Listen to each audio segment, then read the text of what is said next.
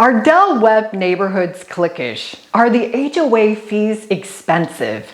And is it worth living in a 55+ community? Today, we're going to uncover the pros and cons of living in a Del Webb, so stick with me. Hi, I'm Sandy Williams, and I'm a realtor here in the Sarasota Lakewood Ranch, Florida area, and I specialize in helping buyers who are retiring find the perfect spot to call home. If you like this video, please hit the like button and below and subscribe to get my latest, and let's go. Today, we are covering the top 5 pros and cons of living in a Del Webb community. I've lived in a Del Webb neighborhood in Florida for several years, and I still live in an age-restricted neighborhood.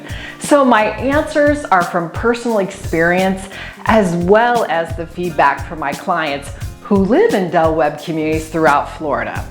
First up, are Del Webb HOA fees expensive? Del Webb is known for their amenity-rich facilities, and yes, those facilities cost money.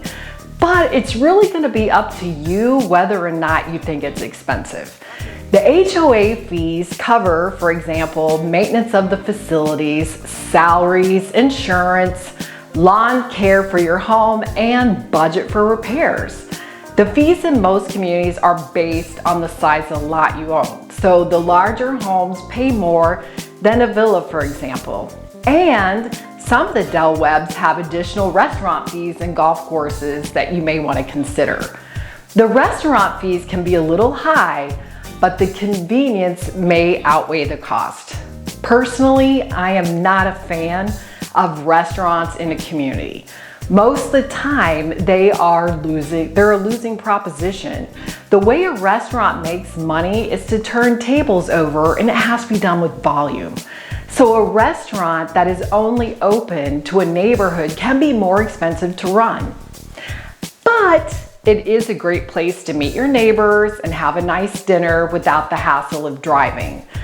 So convenience does cost money, and this is just a personal preference. But if you use the restaurant and you enjoy the convenience of having it nearby, then the fees may be okay with you.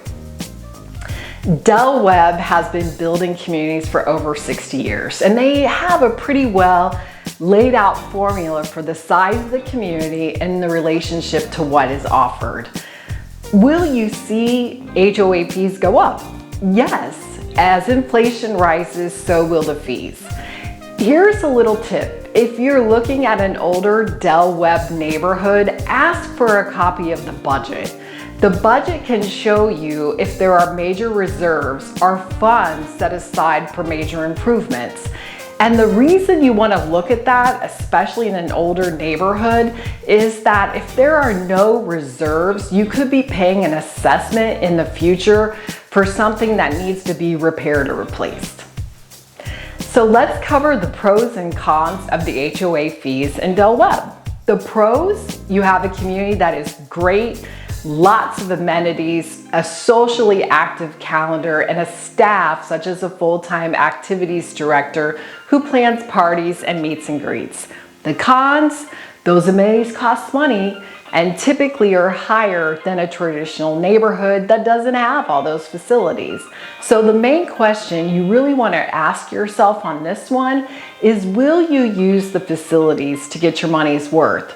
If you use and enjoy them and love having the convenience of a restaurant so close to you, then there is no negative. Next up, can Del Webb events get overcrowded? Now, this one comes from several of my clients who have expressed frustration in not being able to get to the event or attend them because they were closed out. Yes, some events can be popular and have a limited space for attendance. Yes, you will have to plan ahead and get signed up. I personally have missed getting tickets because they were sold out.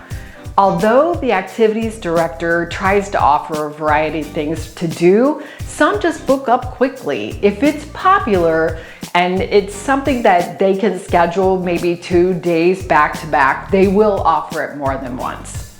Since most people in Del Webb are retired and they're not working full-time, they do have more time on their hands to attend events. Plus, you will see a higher demand for attendance, especially in the winter months if you're looking down here in Florida. So what are the pros here? The pros, Del Webb offers fun things to do throughout the month and it allows you to be socially active. But the cons, some of these get-togethers can be very popular and book up quickly, so you may miss out if you don't act fast. Del Webb can get busier during high season, especially for us here in Florida during the winter months. Since some of the owners are snowbirds and they do come down here to enjoy the Florida warm weather, they want to take advantage of the pool, the gym, the pickleball courts, and participate in all the funs. So you may see a little bit of a busier season in the high months in January, probably through about May. Are there cliques in Del Webb? Now, this can be a touchy subject, and can I be honest? Yes, there are cliques. And as the saying goes, like hangs out with like. People that have similar interests tend to find each other. I saw this in Del Webb at Lakewood Ranch, but I also see it in other communities, like for example, places that are golf course communities or have a very active pickleball club or tennis clubs or even art groups. You will find kind of cliques in those. When you interact with people that share the similar interests, you get to know them, and normally you plan to do things with them or seek them out at functions and want to sit by them. Why? Why do people do that? Well, it's familiar and it's safe. You form friendships that carry on outside your special interest groups and clubs. And let's just say cliques can make people feel like an outsider and they feel like they don't belong. But Del Webb has a variety of clubs for you to join to find your own people. It does take work to meet new people, even in a 55+ community. So let's recap on cliques. The cons, Del Webb does have cliques, and like many neighborhoods that have special groups or golf neighborhoods, they tend to find each other, and that can leave some people feeling left out. And cliques are in every neighborhood, but they tend to be noticed more in a 55+ community because you probably socialize more than when you did when you worked. You have more free time when you are in a retired community because you're working less. But the pros here, there are all types of clubs to belong to, and finding people to share your common interests may be a little bit easier in a retired community. Sandy, Del Webb communities are just too big. Yes, most Del Webb neighborhoods are master plan communities, and these neighborhoods can be large and spread out over hundreds of acres. Living in a large community is not for everyone. The Del Webb communities here in Florida are big and they can feel like miniature cities. However, some people like the fact that they can just blend in. Others feel like they can't meet anyone and are overwhelmed by the size. So the cons here, big neighborhoods can make some people feel lost. Your house may be farther from the clubhouse than you like. You might have to take a golf cart, bike, or drive to get to the amenity center. The pros, being in a large neighborhood allows you to meet more people and participate in more events. And it can also shut down gossip because not everyone knows each other, and frankly, they don't care what you do. Next up, Del Webb has more rules than a traditional neighborhood. Yes, it does, because it is age restricted. There is an age limit on how old you have to be to live and own in one. By the way, I made a video of the rules and regulations of a 55+ community, and it also includes commonly asked questions, so you can see the video here and the link above. But back to the rules. Also, there's a time limit on how long grandchildren can stay. There is also additional regulations on when your grandchildren can use the pool and guest policies. Most of the time, you must be with your guest when they want to use the pool or the gym.